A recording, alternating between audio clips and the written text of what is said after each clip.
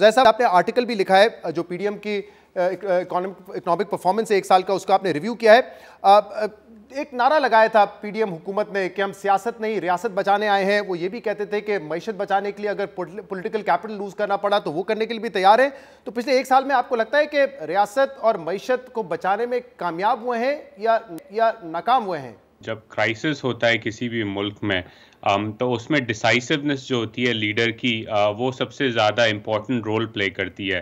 तो 1 साल में हमने जब देखते हैं माजी में, तो शहबाज शरीफ साहब की जो इनडिसाइसिवनेस है, उनकी कोalition पॉलिटिक्स में अपने आप को असर्ट करने की नाकामी जो है, उसने इस क्राइसिस को जो है और बढ़ाया है और मईशत नीचे से नीचे जाती गई है। और काफ़ी सारी जगहों पे मोमेंट्स थे जहां वज़ीर आज़म साहब अगर ख़ुद अपना पैर नीचे रखते और कोशिश करते कि जल्दी डिसीजन लेकर आगे बढ़ें तो शायद हालात इतने बुरे ना होते। और वो मैंने डॉक्यूमेंट किए हैं जहां मिफ्ता इस्माइल का निकालना हो, पेट्रोलियम सब्सिडी में देर से उसको रिवर्स करना हो, बार-बार इंटरफियरेंस जो है वो उनके बड़े भाई या उनकी मरियम नवाज शरीफ की जो इंटरफियरेंस रही मईशत के अंदर वो हो, डार पैग का जो रोल है।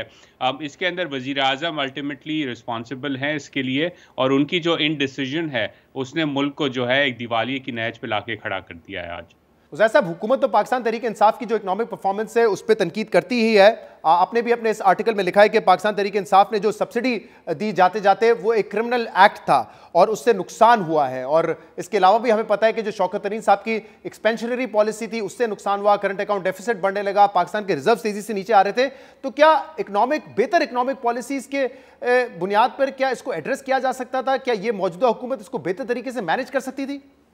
बिल्कुल मैनेज किया जा सकता था। और अगेन हुकूमत, जैसे आपने कहा, रियासत बचाने वो जब आए थे तो उनको ख़ुद भी मालूम था, और मुझे डायरेक्टली ये मालूम है कि उनकी इकोनॉमिक थिंक टैंक टीम को मालूम था कि क्राइसिस कितना सीरियस है इस वक्त।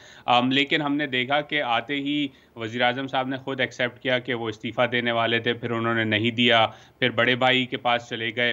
तो ये मोमेंट्स थे जहाँ जैसे मैं पहले भी आर्ग्यू कर चुका हूँ, पाकिस्तान को शॉक एंड ऑ रिफॉर्म्स की ज़रूरत थी। लेकिन अनफॉर्चुनेटली ये हुकूमत उस रिफॉर्म को डिलीवर करने में नाकाम हुई। ना सिर्फ नाकाम हुई बल्कि कुछ ऐसी चीज़ें की जिससे पाकिस्तान की क्रेडिबिलिटी, चाहे वो IMF के सामने हो, चीन के सामने हो, सऊदी अरब के सामने हो, वो क्रेडिबिलिटी तबाह हो गई। तो आज हम देखते हैं कि ना IMF का प्रोग्राम हो रहा है। वज़ीर ख़जाना कहते हैं कि डोमेस्टिक पॉलिटिकल वजूहात की वजह से वो वाशिंगटन नहीं आ सकते, जो कि एक अजीब सी बड़ी बात है कि वज़ीर ख़जाना मईशत का काम है उसको चलाना, लेकिन वो सियासत को देख रहे हैं। तो हमने देखा कि क्रेडिबिलिटी कम्प्लीटली डिस्ट्रॉय हो गई। एंड अगेन आपने जैसे अपने प्रोग्राम में भी कहा कि पीपल्स पार्टी ने तो बैक सीट ली हुई है, तो PML नून के ऊपर सारी इंपॉर्टेंट मिनिस्ट्रीज़ हैं, मईशत की, एनर्जी की, वगैरह वगैरह, तो सारा मलबा भी जो है उनके ऊपर गिर रहा है। और जैसे मैंने आर्टिकल में कहा कि इस मलबे के अंदर तकरीबन 4 मिलियन पाकिस्तानी पॉवर्टी लाइन से नीचे चले गए, और शायद शरीफ खानदान की जो सियासत है वो भी इसी मलबे के अंदर दब जाए।